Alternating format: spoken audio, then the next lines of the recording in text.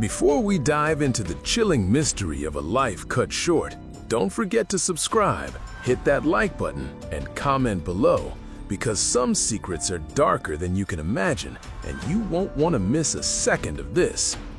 The quiet streets of Bury, England were painted in the muted gray of an early spring afternoon, a soft drizzle coating the pavement. For most, it was just another ordinary day, the hum of daily life filling the air. But inside a modest brick home at the end of Chestnut Lane, the air was anything but ordinary. That morning, David Berman, an 84-year-old retired accountant, had disappeared from the world of the living in a manner both sudden and brutal. His wife, Daryl Berman, 71, a former nurse with a meticulous streak, had made the discovery. She stumbled upon him face down in the kitchen, a small pool of blood gathering beneath him, the silver glint of a kitchen knife just out of reach. Panic gripped her chest, a cold, suffocating wave that made her hands tremble. She called emergency services, her voice tight but calm enough to mask the panic she surely felt inside. When police arrived, the scene seemed almost staged in its eerie stillness. David's body was awkwardly slumped, as if he had been startled and fallen onto the knife. No sign of forced entry, no sign of struggle, just a sudden, violent end. Officers combed the house for anything unusual, their eyes landing on the small, neat calendar hanging in the hallway. One day stood out, March 13th. In careful, looping handwriting, Daryl had written, "Bye-bye," followed by 2 kisses and a heart. A note, innocent at first glance, but it would become the focal point of a murder investigation that stunned the town.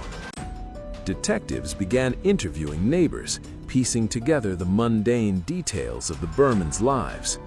They were a loving couple, one neighbor said, shaking her head. Always polite, always together. I couldn't imagine anything like this happening. But the calendar entry haunted them. Why write "bye-bye" the very day David died?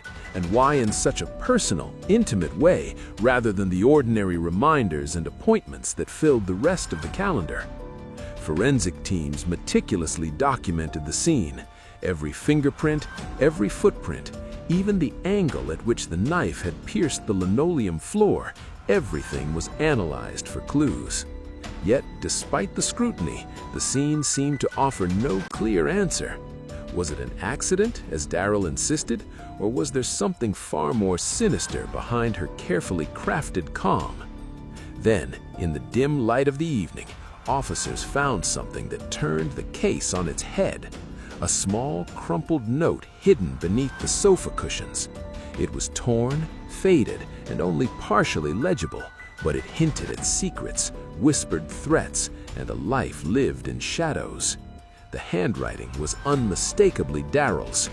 Suddenly, the bye-bye on the calendar no longer seemed like a quirky habit. It felt deliberate, chilling, and final.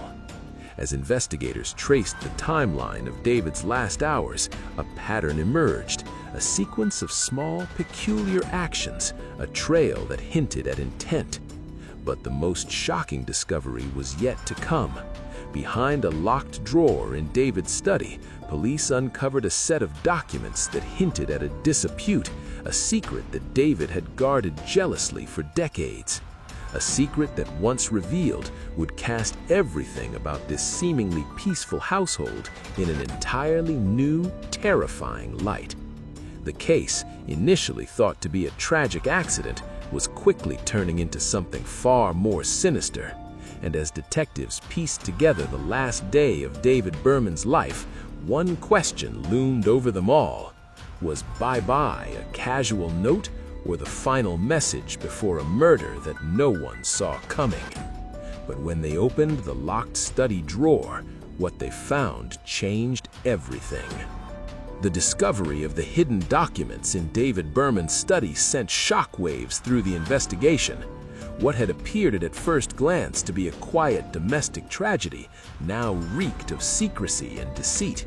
Detectives examined the papers, carefully unrolling yellowed contracts, medical bills, and handwritten notes that hinted at financial disputes, carefully concealed debts, and whispers of arguments that no neighbor had ever heard.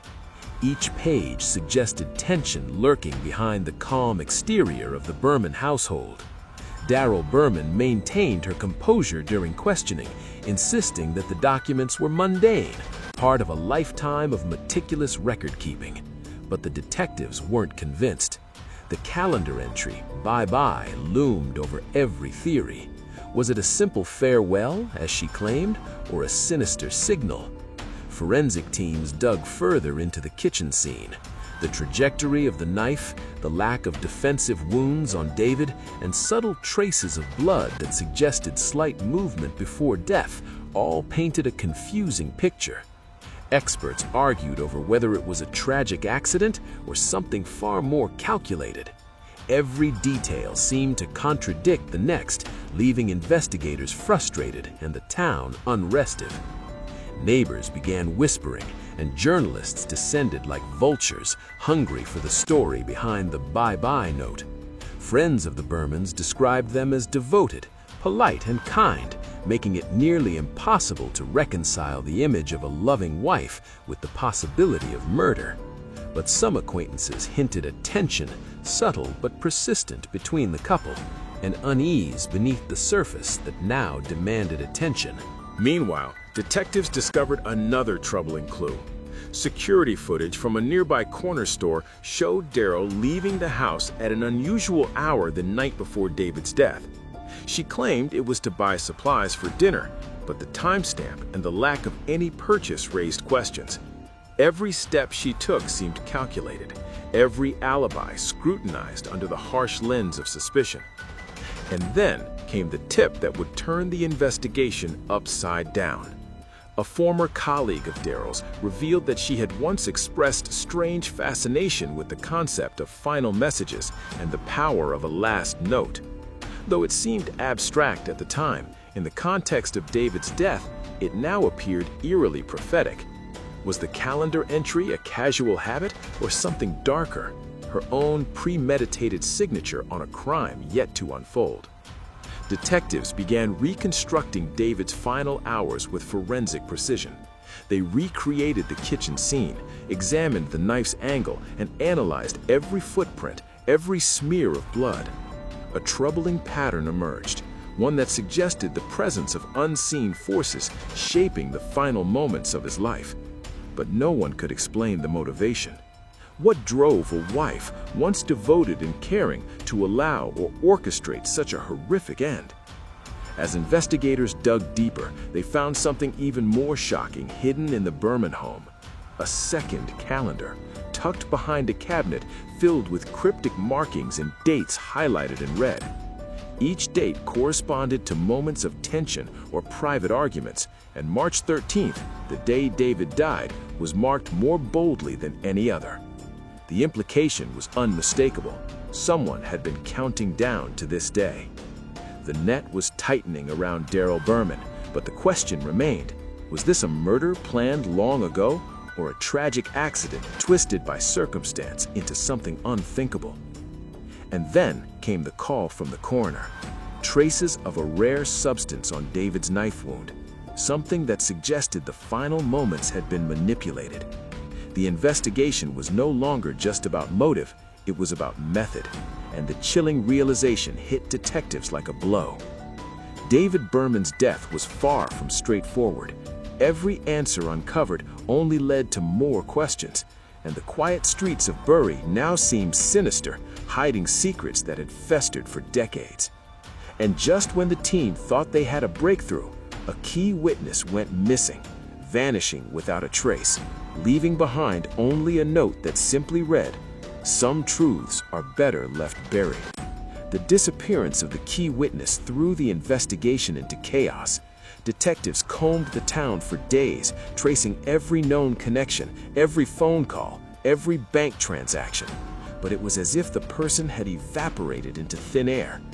Pressure mounted, tension thickened, and whispers among the investigators grew darker with each passing hour.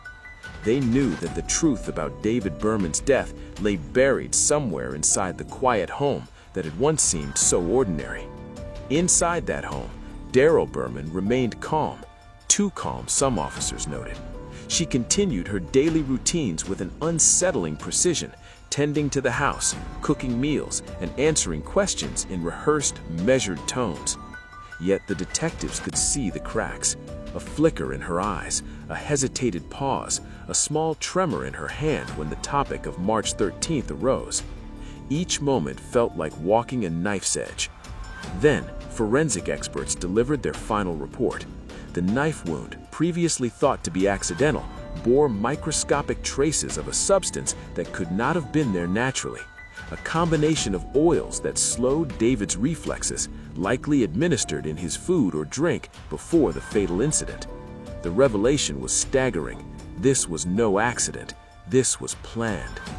The calendar entry, the hidden documents, the cryptic second calendar, and the manipulation of David's final moments all pointed to one person. The bye-bye note, once dismissed as a casual farewell, now bore the weight of premeditation. Every investigator in the room could feel it. This was the final signature of a crime carefully orchestrated. Detectives confronted Daryl with the findings, and for the first time, her composure faltered. She claimed innocence, insisting it had been a tragic accident, but the evidence was insurmountable. Hidden financial documents revealed tensions over life insurance policies, control of their estate, and long-simmering grievances David had kept private. She had the motive, the opportunity, and now the method was irrefutably in her hands. The trial that followed captivated headlines across Europe and the United States. Experts dissected every detail, the note on the calendar, the hidden documents, the rare substance. Friends and neighbors spoke in hushed tones. Disbelief mingled with horror. How could the gentle, attentive woman they had known orchestrate such a methodical act of murder? In court, prosecutors painted a picture of meticulous planning, years of hidden resentment, careful study of David's routines, and the deliberate crafting of what appeared to be an ordinary domestic scene. Daryl's defense argued accident, but the jury saw the pattern, the intent, the unmistakable orchestration behind every seemingly small detail. When the verdict came, silence gripped the courtroom. Guilty. The words hung in the air, final and damning. Justice had been served, but the chilling details lingered in everyone's mind. Yet the final twist struck months later. Investigators reopened the case files for a documentary review and discovered an overlooked diary belonging to Daryl. In it, she described feelings of deep despair, of a life spent in quiet resentment, and cryptically, of letting go when the time was right. The diary suggested that she had been mentally rehearsing that fateful day for years, a chilling confirmation that what had seemed like a shocking crime of the moment was in reality the culmination of decades of hidden planning. The quiet town of Bury returned to its normal rhythm, but the story left an indelible scar. David Berman's life had ended at the hands of the person closest to him, under the shadow of betrayal and premeditated malice. The bye-bye note, once innocuous, now stood as a haunting symbol of calculated deception. They thought the killer had only left behind a single message, but some secrets, it turns out, can speak louder than words, and the echoes of that final note would haunt the town forever. If you think this story was intense, hit subscribe, because the next case we uncover will take you even deeper into the dark heart of human deception.